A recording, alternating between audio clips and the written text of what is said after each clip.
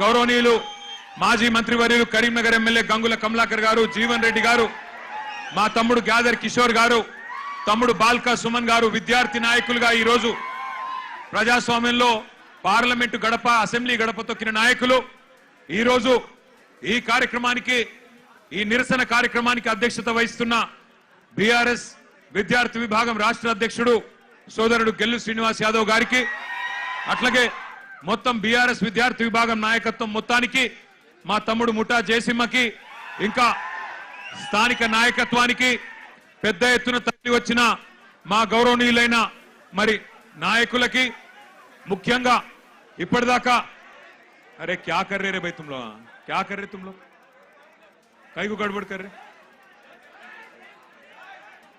చూడు నగేష్, చూడు ఏందో చూడు.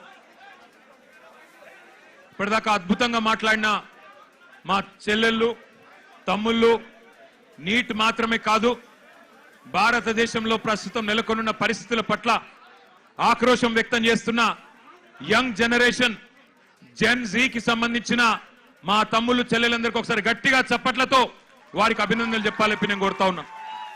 నిజంగా ఇవాళ ఇక్కడ పెట్టింది కార్యక్రమం రాజకీయం కోసమో, ఎవరినో తిట్టడానికో లేదా ఎవరినో విమర్శించడానికో కాదు.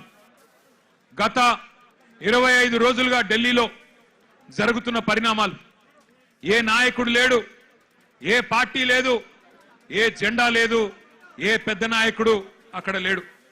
కానీ ఇవాళ పిల్లలు భారతదేశ వ్యాప్తంగా కదం దొక్కుతా ఉన్నారు.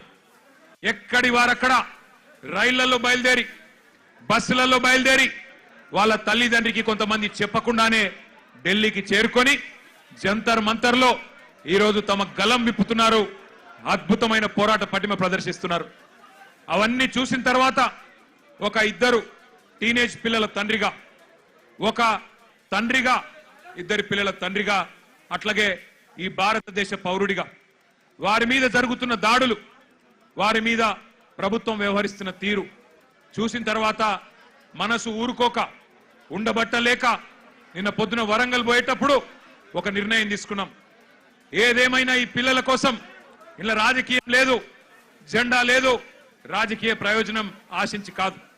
పిల్లల కోసం మనం కూడా మాట్లాడకపోతే మనం ఇంత స్థాయిలో ఉండి ప్రజాప్రతినిధులుగా ఉండి మనము దండుగా అన్న ఉద్దేశంతో ఇలా పిల్లలతో మాట్లాడాలి, వాళ్ళతోనే మాట్లాడియాలి.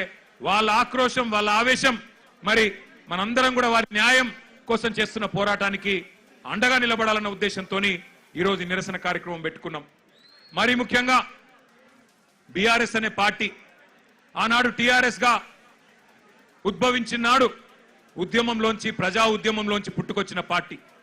ప్రజలను తెలంగాణ వ్యాప్తంగా డాక్టర్ బాబాసాహెబ్ అంబేద్కర్ గారు చెప్పినట్టుగా బోధించు, సమీకరించు, పోరాడు అనే అంబేద్కర్ తత్వాన్ని జీర్ణించుకొని లక్షల సంఖ్యలో ప్రజల్ని సమీకరిస్తూ తెలంగాణ ఎందుకు కావాలో వారికి బోధిస్తూ, అట్లాగే ఎక్కడ అన్యాయం జరిగినా పోరాటం చేసిన పార్టీ పెద్దలు కేసీఆర్ గారి నాయకత్వంలో అల్టిమేట్ గా ఢిల్లీ మెడలు వంచి తెలంగాణ సాధించిన పార్టీ బీఆర్ఎస్ పార్టీ. అందుకే ఉద్యమ పార్టీగా, ఉద్యమంలో పుట్టిన నాయకులుగా, ఉద్యమంలోంచే ప్రజాప్రతినిధులు ప్రభుత్వాన్ని ఏర్పాటు చేసిన వారుగా ఉద్యమాలంటే, ప్రజా ఉద్యమాలంటే మాకు గౌరవం ఉంది. అందుకే ఆ ఉద్దేశంతోనే వాళ్ళ పిల్లలు చేస్తున్న ఈ పోరాటానికి ఉడతా భక్తిగా, కేవలం వాళ్ళకు వెన్నుదన్నుగా మనం నిలబడాలి. ఇలా మన జెండాలతోని వాళ్ళ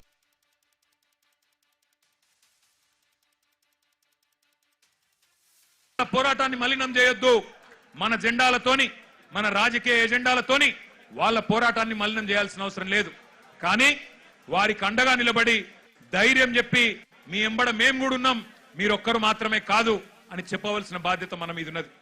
నిజంగా నాకు నిన్న మొన్న ఢిల్లీలో జరిగిన సంఘటనలు చూస్తుంటే కళ్ళల్లో నీళ్లు తిరిగినాయి.